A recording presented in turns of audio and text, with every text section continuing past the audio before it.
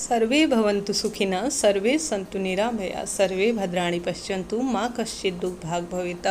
हर हर महादेव, जय माता दी।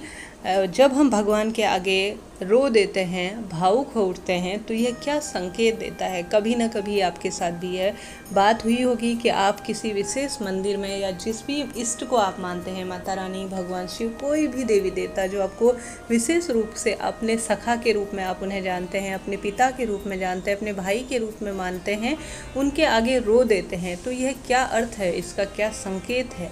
सबसे पहले ईश्वर के आगे रोना बहुत बड़ा और अच्छा संकेत के रूप में जाना जाता है। कहीं ना कहीं हम उन्हें अपने भाव प्रकट कर रहे होते हैं, जो दुनिया को हम अपनी बातें नहीं बता पाते। हम अपने जो मुख है, भगवान ने हमें शब्द दिए हैं, उन्हें वह कम पड़ते हैं भगवान के आगे हमारी बात रखने के लिए। तब वह आँखों के माध्यम से आंसू के रूप में झरझर बह उठते हैं। कहीं ना कहीं आँखें नम हो जाती हैं ईश्वर को देखते ही। कहीं ना कहीं हम ईश्वर को पाते हैं कि वह हमारे सर्वे सर्वा हैं। ऐसे में जो व्यक्ति हमेशा ईश्वर को सब कुछ मानता है, तेरा तुझको अर्पण क्या लागे मेरा, तेरे पास तेरा दिया ही मेरे पास है और तुझको ही समर्पित है। तूने जो दुख दिए हैं, सुख दिए हैं, जिस रूप में रखा है, तेरा लाख लाख धन्यवाद कहते हुए आप ईश्वर को हर समय याद करते हैं। कहीं ना कहीं उसकी मूर्ति, उसकी आंखों में देखते हुए आपको एक अपनत्व की भावना लगती है, एक अपने कुटुंब की सी भावना लगती है, अपने सर्वे सर्वा के रूप में आप उन्हें देखने लग जाते हैं। तो समझ लीजिए आप एक सच्चे भक्त के रूप में हैं, एक सच्चे साधक के रूप में हैं। कहीं ना कहीं ईश्वर आपकी भक्ति, आप अपने ईश्वर की भक्ति को ही सब कुछ मानते हैं और ईश्वर को ही सब कुछ मानते हैं। आप उन व्यक्तियों में से हैं जो दुनिया के आगे नहीं रोते और नहीं अपने मन की बात उनके आगे कहते हैं।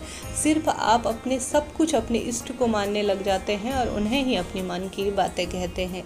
कहीं ना कहीं यह भाव आ जाता है कि मन में अब हमारे सर्वे सर्वा, हमारे घर परिवार के रक्षक और कर्ता धर्ता हमारे इष्ट हैं, हमारे परमात्मा हैं, उनसे हमें एक विशेष तरह का लगाव होने लग जाता है।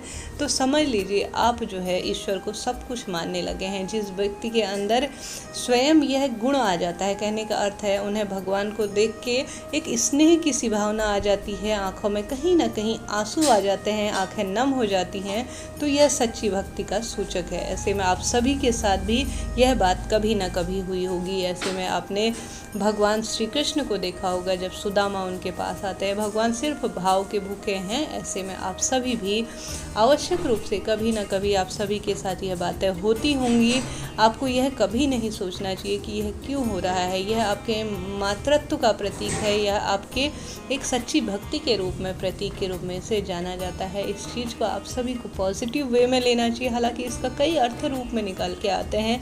इसे अलग तरह से भक्ति भावना से, मतलब कहने का अर्थ सरल तरीके से देखा जाए तो यह एक अपनत्व की भावना, ईश्वर के प्रति एक अलग तरह का लगाव हम सभी का प्रदर्शित करता है। हालांकि इस चीज़ को कई अन्य लोग अलग तरह की भावना से देखते हैं, परंतु श्रीमद् भगवद गीता और अन्य साधारण तरह से इस चीज़ का आकलन किया जाए तो यह काफ़ी शुभ होता है।